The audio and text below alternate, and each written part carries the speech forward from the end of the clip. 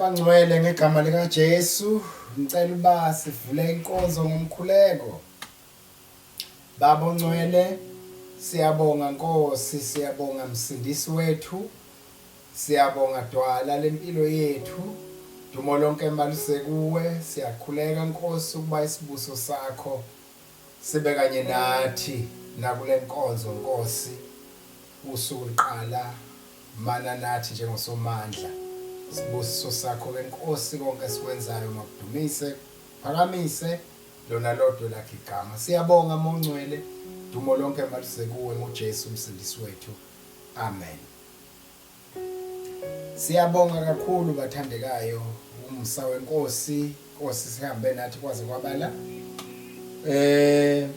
Bathandekayo izazise sinazo yilezi ezithi izawuqala inkonzo bathandekayo noma sizawubuyela kuwo 50-50 okushiwoyo ngokomthetho walesimo salemihla yo COVID-19 yo lockdown njalo njalo.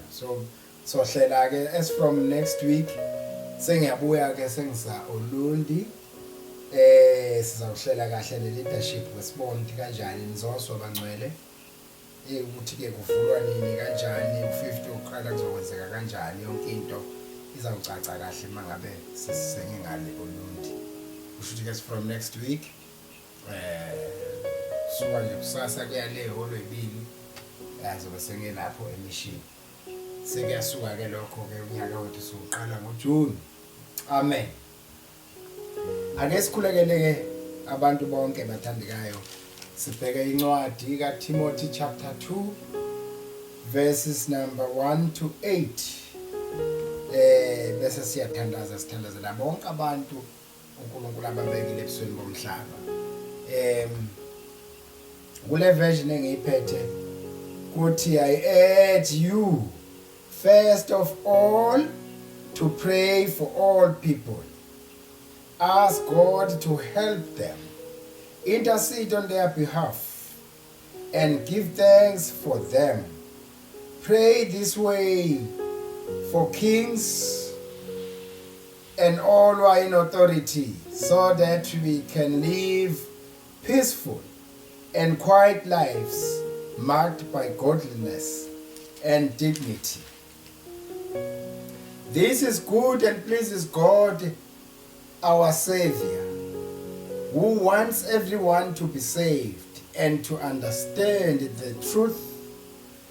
For there is one God and one mediator who can reconcile God and humanity, the man Christ Jesus. He gave his life to purchase freedom for everyone. This is the message God gave to the world at just right time. And I have been chosen as a preacher and apostle to teach the Gentiles this message about faith and truth. I am not exaggerating, just telling the truth.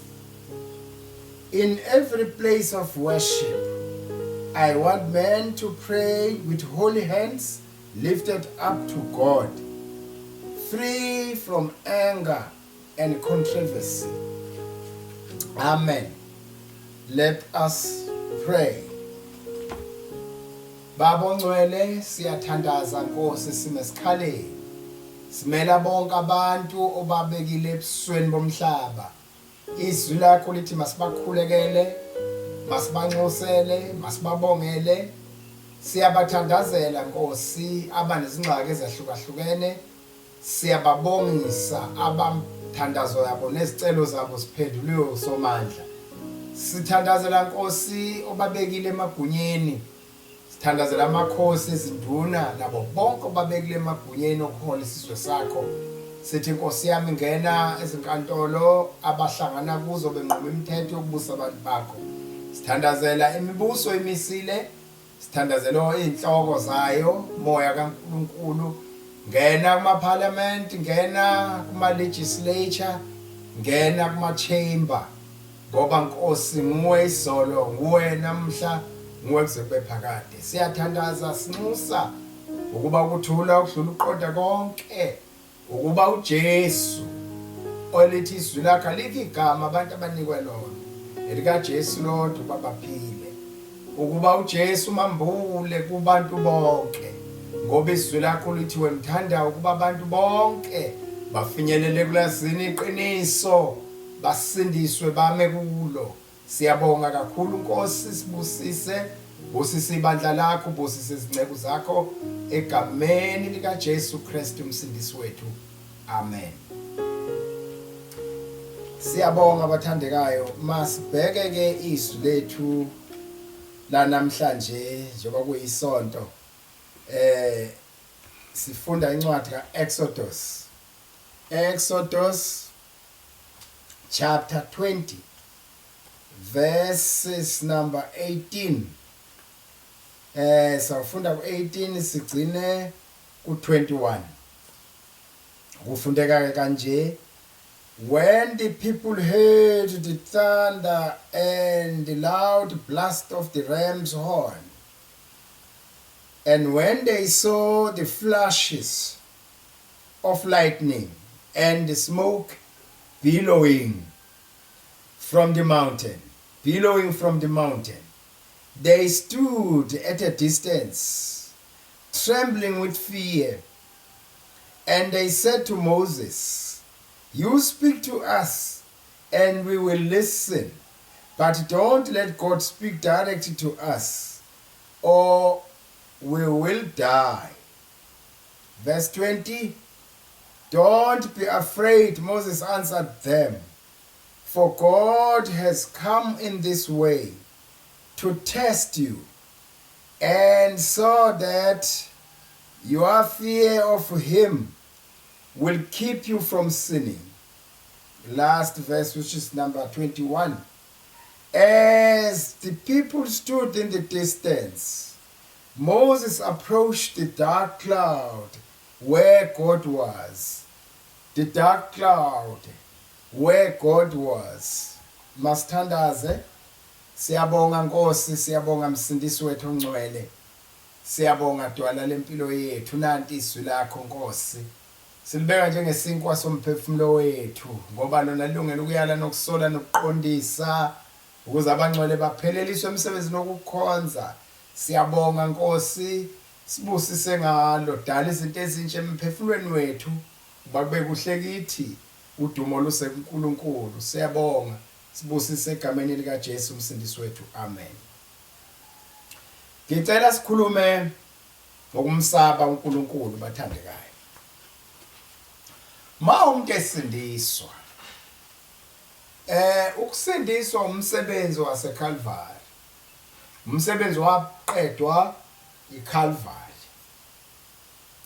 umsebenzi wendoda ilengela umhlaba wonke, umsebenzi kaJesu ukusindiswa. Lapha bathandekayo sifunda uhambo, journey, uhambo labantwana bakwaIsrael besuka slavery eGibhithe beya eCanaan. Bahamba ke kwabamnandi, kwabusiswa, kwavuleka indlela la ingekho khona yavuleka.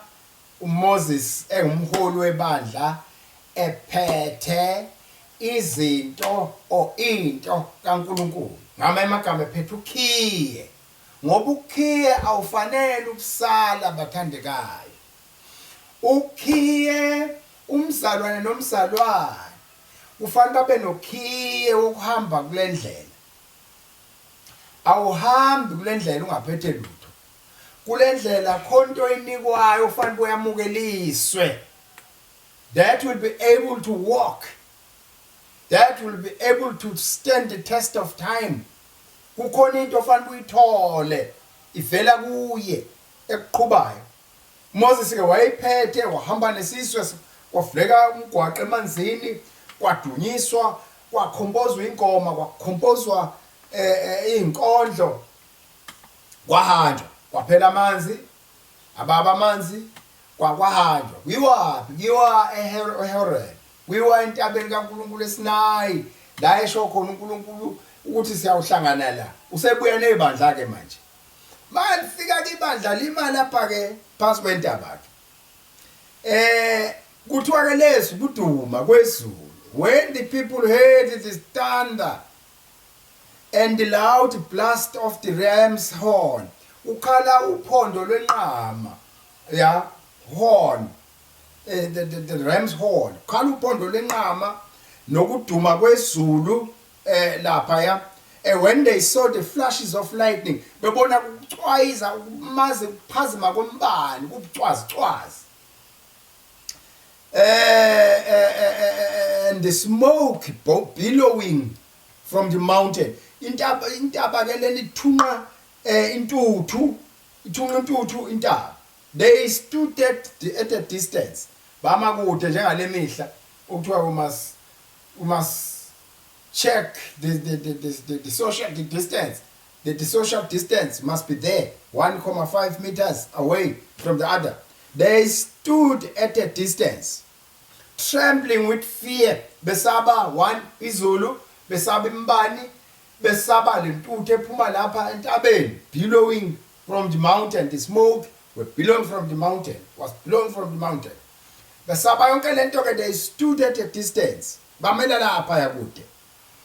And they said to Moses, "You speak to us and we will listen to you.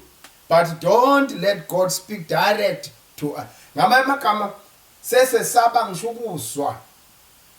Ngona khulume nawe thina bese siswa ngawe usinterpretele uthi by the way uthini uNkulunkulu. Moses ke wabe sethi ke, "Do not be afraid." Moses answered them, "Yes, sir, for God has come in this way to test you, and so that your fear of him will keep you from sinning." Uyabona ke ngifuna sikhulume ngalokho ilapho kwintshumayelo bathandekayo bese siyathandaza imfishane inkonzo yethu. Ilapho nje ekuthenini uNkulunkulu umzalwane esesinisiwe wahamba kwavuleka umbona into ezinkulu, wabona insika efu, wabona insika yomlilo ebusuku, sekuculwa ingoma khompozwa, but kufuneka umzalwane asetshenzwe for him or her to qualify in this journey. Kufuneka asetshenzwe bebasalapha entabeni nje bayosetshenzwa, bayogonywa, bagonyela ukuhamba kule ndlela. Uma kungenziwanga lokho, uma bengasetshenzwanga, kungasetshenzwanga empilweni yomzalwane, uyahamba lowo muntu. He or she will quit. Ngoba kuzothi maqala kwenyuka, aqala ukukhuluma ulimi lwalapha aqhamuka khona. Aqala ukukhuluma ulimi lwasemanxiweni, aqala ukukhumbula izinto azilahla ngenkathi ebona ulwandle livuleka. Aqale ukwenza okungenziwa, kungena izinto eziningi. Njengoba nje ungena ibandla likhula, abantu kukhona abakhonza khona abane membership enkulu onganeli ngisho ngishiso kufuneka ihholo elikhulu elikhona. Uyabona umuntu abantu abawu-2,000 membership, abanye 5,000 membership yabantu njalo bela bayanda abantu. Kodwa iningi lalaba bantu abasiwanga entabeni yaseSinayi bayosetshenzwa, babesiwelana entabeni yaseHoreb. Moses baselana bayosetshenzwa ke beswe nje isulu liduma, bebona umbani ubanika, bebone intaba ibhunqa intuthu, besathi kusenjalo beswe ukukhala kophondo lwenqama lukhala la bebebuka. Le fear leyenzewayo. Do not be afraid, Moses answered them, for God has come in this way to test you, so that your fear of him will keep you from sinning. Lokhu kusaba, lokhu kumesaba kwenu khona kuzoba kini, kunigcine, kunilondoloze koneni. Nigcinwa ukumsaba okufakwe kini, sekukini ukusaba. Akusekho ukuthi ngeswa ukuthi kuhanjwa kanjani, neswa kuthiwa yini enziwayo, neswa kuthiwa lokhu akwenziwa, neswa kuthiwa lokhu kuyenziwa. But le fear ifakiwe for nisuke entabeni yaseSinayi lapha kade nisetshenzwa khona nigonyelwa kuba le fear ibekini. uNkulunkulu unilethela lento ayenzayo, ufaka ifear that you may not sin against him, to keep you from sinning. As the people stood in the distance, Moses approached the dark cloud where God was. Kusho basamile lapha kude uMoses wangena kulentuthu emnyama ebhunya khona la uMoses yena nje wabebaleka lapha bemakude yena uma phakathi.